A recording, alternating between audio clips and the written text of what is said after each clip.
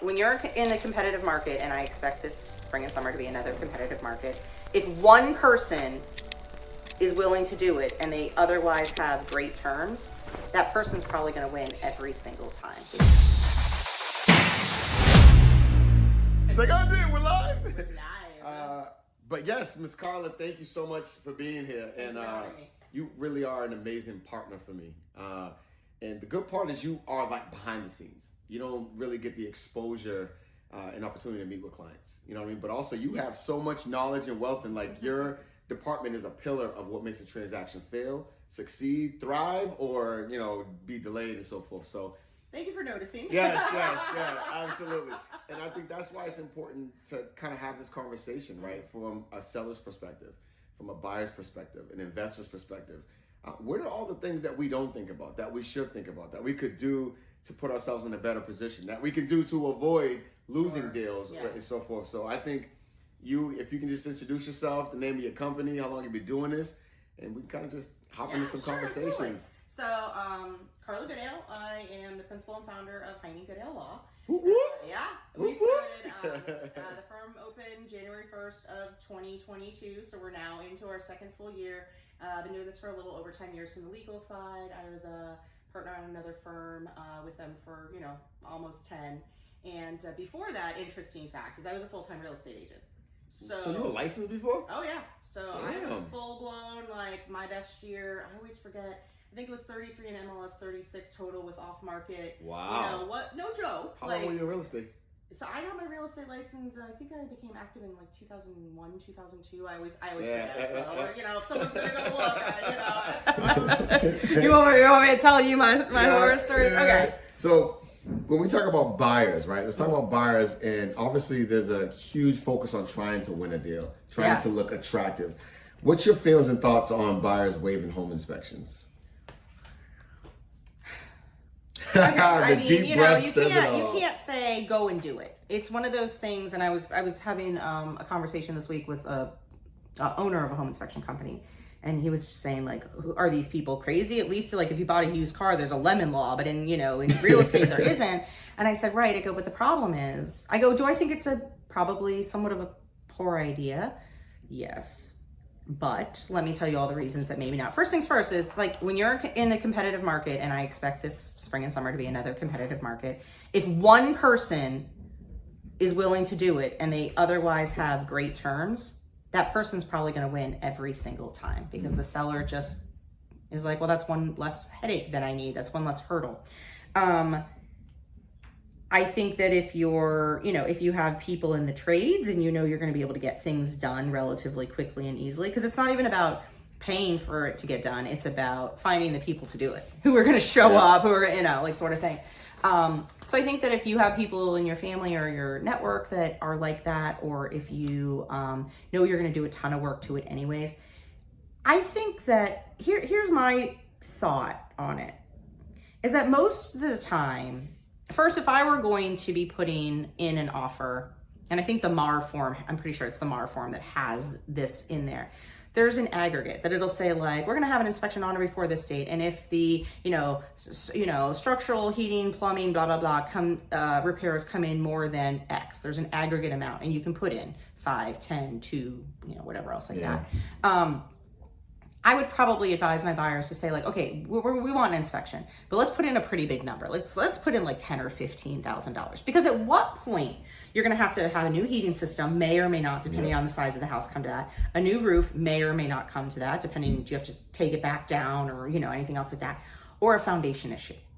Because you're probably not going to know that the pipe from the house to the street, which can be super expensive, like the main water line, sewer line, to replace, you wouldn't necessarily know that that's going to collapse anytime soon. You don't sort of thing. So there's very few things that are really going to come to a high point at that. And if you know that you have the money in reserves to potentially fix a $5,000 problem, or you need, you need some new wires, and, you're going to upgrade the panel from 100 to 2. I don't know. I'm not in the business. What are we talking? Maybe $5,000. I don't know what it is.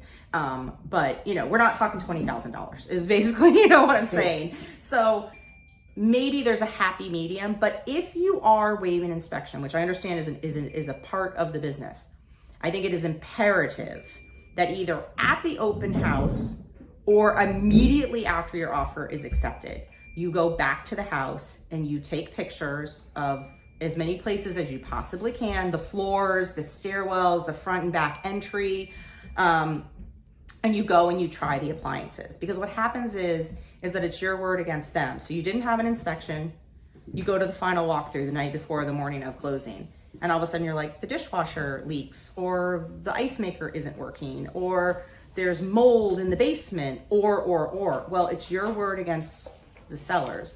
And if there's no pictures in MLS to prove to the contrary, it's your word against theirs and you lose. And I, as an attorney, as much as I would love to defend you and support, I don't have a leg to stand on, none whatsoever. So I think that would be something, if you're going to waive it, that get back in there and take those pictures and try those appliances and everything. You're permitted access. I mean, I've never seen someone say that you can't come back in. They might limit it to once, but sort of thing. So that'd be my suggestion. So if buyers are, let's say they're out looking at houses, or they're out looking at a house they know they want to go after and actually obtain, what are some things that you feel buyers are overlooking that they should give some attention to? You should have given me that question before, Jeremy. I think it goes back to like, don't be like, ooh and pretty curtains and like nice colors, and I love their furniture. The number of times when I was an agent, or even at closings, usually the first thing before I even introduce myself, I say, how'd the final walkthrough go? And people will be like, it looks so different without the furniture there. And I had one of my best friends when I was still selling real estate. She walked in and she goes, I don't like the house as much without the furniture. Now, the funny thing is that there was a staging company, so we called them up and she ended up buying a bunch of furniture. You got that same stuff, like whatever it is, I needed to feel like that. Exactly. Yeah. So she didn't like the house as much because it was like beautifully decorated because it had been staged, Which emotionally ties you in, right? Which is, again, then we're back to sellers, like, what does staging bring to us? And, sometimes people say to me, listing agents will be like, well, it's not worth the money, it's only going to be on the market for like 4 or 5 days. And I go, right, but are we bringing a higher price point? Are you, and then selfishly from a listing agent standpoint, I'm like, you still put in those, the professional photography and do all those things, because when you go to your next listing appointment, you can be like, this is what I do for houses. Even when it's on the market for 48 hours, this is what I put into it. So when people are like, it's not worth it. Listen, back in like the mid early 2000s, it was easy. You put the sign in the ground and it was under agreement. You didn't need to send a postcard. You barely needed to put it on MLS. You just didn't need to spend any money on listings. But it's about your brand. It's about your pride and what you do and everything. So, but as for what buyers look over, if they're not having a home inspection? Yeah, or if they are. Thinking about what the upkeep of the house is going to be. Like, people will automatically say, oh, it's going to be expensive to heat, but it's like, well, what is that lawn going to look like to mow? Or how are you going to, the snow removal on bigger houses? Or what is it going to look like when, you've got a driveway that's this wide in one of those towns? 4 cars in your family. What's that going to look like? And then you either don't have off-street parking, or you don't have it all year round. What does that look like? Or, are we thinking about buying a house that we're going to age in place? Or both my dad and my husband's mom are both wheelchair bound. So we specifically bought a house where we could we had to do it like a ramp around the back of the house. We weren't going to be able to do it at the front, and there was a bathroom on the first floor for them, and like stuff like that, because they had gotten to the point where they couldn't go to people's houses for the holidays and stuff like that, because either they couldn't get into the house, or once they were in, there was no bathroom on the first floor. What are you going to do when you're there for 6 hours? Sort of thing. So thinking about what does that look like? Some buyers are saying like, I don't want me and my kids to live on a different level if they have maybe little kids, and other people are like, I want my kids. Yeah, we're gonna be here. The teens could be over at that wing, and I don't want anything to do with them. So looking more than just the appeal. Yeah. Right? Really understanding, how is this house going to serve you? Yeah. Or not serve you? Or do you want a walkability community? That's something that I talk to buyers, because buyers will say, I remember talking a lot with buyers like, we want a good school system. I'm like, okay, well, you can go to Boston Magazine, but what's good to you? Like, are you really into arts, or you want the really great hockey team, or you want to know that they all go to Ivy League schools, or it's a great, text-based, and they teach coding starting in 2nd grade. Like, what's good to you? The good, we can tell you about SAT scores and college placement, but that's not what everyone's goal is. Yeah. So what's a good school for you? what's safe for you. I mean, you come from another part of the country. My husband's from Springfield. Like, what's safe to him is a very different, you know. He's like, so there's a couple car break-ins, so no big deal, you know. Dude got pistol whipped down the street, but you know, he's able to run away. I used to. My sister lived in California for a while. When you used to put the claw on the steering wheel, and you had the things that took the face off the radio, and she said that they would get creative. They'd like take the claw apart and like leave one in each seat, you know. And she's like, oh, it got to be a joke. I mean, she's like, or you know, when Civics way back in the day, Civics. My friend was going to college in Atlanta, and she said it was like Civics for some reason, or was it Camry? No, I think it was the Civics. And like they were just being stolen right, left, and center. And she's like, every morning I walked out, she's like, I was shocked that my car was still there. She's like, what's the matter with my car? Why do you want to steal my car? Ain't good enough for you. Different perspective. Yeah. So for buyers that are looking at homes to buy and they see as is on the listing, what does that mean?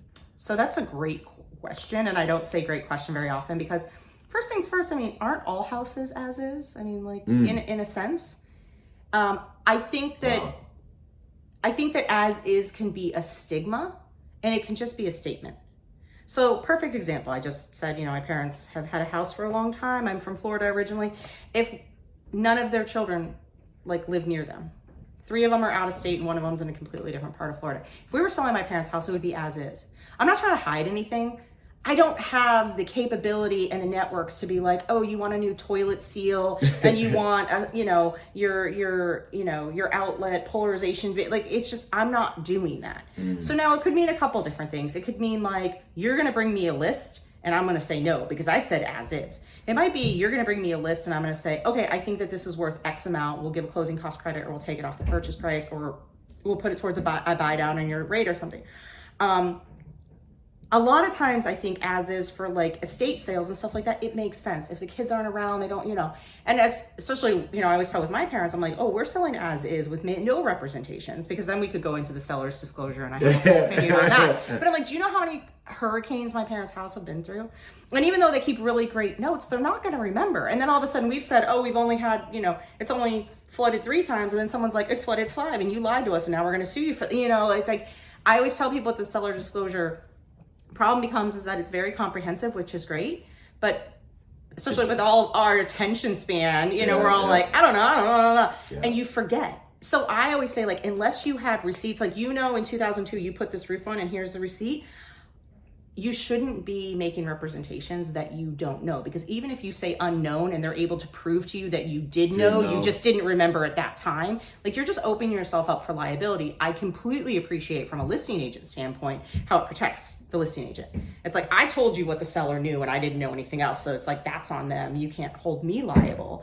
I think it's my personal opinion when I was an agent was it was more prudent to be like, what do you know about this house? And we'll put that in like a Word document that will, a PDF that we'll attach. It's like, we know we did the hardwood floors. We know the hot water tank was, we know, this is what we know. Yeah. And anything else you can ask us. And like, if we can figure it out, like, but it's a buyer beware state. The only things that are required to be disclosed are lead paint. And if you, are on a private, septic system. Yeah.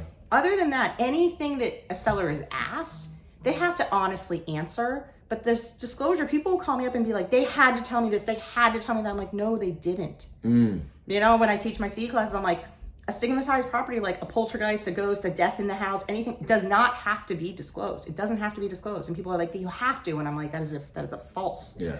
That's your thoughts. Yeah. Of what you feel. It would make sense that you would, but, and especially anything that's public record, people are like, well, I'm like, well, could you have gone to the town? Could you have found out? Could you, people will say, no one told me that a new subdivision was going into my backyard when I was on a cul-de-sac. And I thought, I was like, could you have? No one's going to. And again, we're in such a tight time frame, but could you have gone to town hall and say, hey, I live on this road. Are there any plans? Have there been any board, town hall meetings that are talking about this road? And they would have been able to be like, yeah, no, a new 250 townhouse subdivision's going in behind you, because the client was upset because he said, I bought in this cul-de-sac. I thought my kids were going to be able to ride their bikes and they were going to be safe. And then now there's, mechanical equipment all day long in and out in the trucks. And now there's going to be 250 people coming.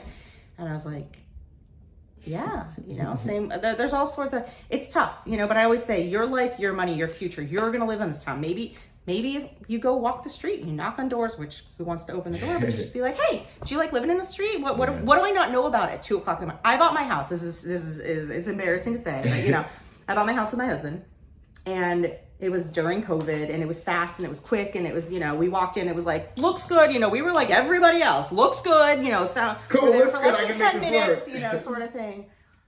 We closed on the house. We closed on the house in 3 weeks. We did all the things that I would never tell anyone to do. We waived everything. 2001. It was like throes of COVID. Now, granted, my husband's in the trades. He's very handy. I've been in this business for 20 plus, like, you know. We're worried. We got this. Yep. We figured everything else out. Yep. You know. Yep. It's like one of the first nights we're staying there. What's that noise? My husband goes, oh, it's the train. The community rail's across the street. Now there's trees, so I didn't know it. Oh shoot! And I was like, you was in and out when you went to go look I at just it. bought a house across the street, and my husband loves trains, and he's like, that was a major selling factor. That and the dumpster across the street that I might put stuff in, you know, like sort of thing. And I was like, it was a major selling factor for you that I knew nothing about. Wow. Because it's like there's a brick. You saw what you were looking for. Saw what I was looking for. I was like, okay, circular driveway can fit a lot of people.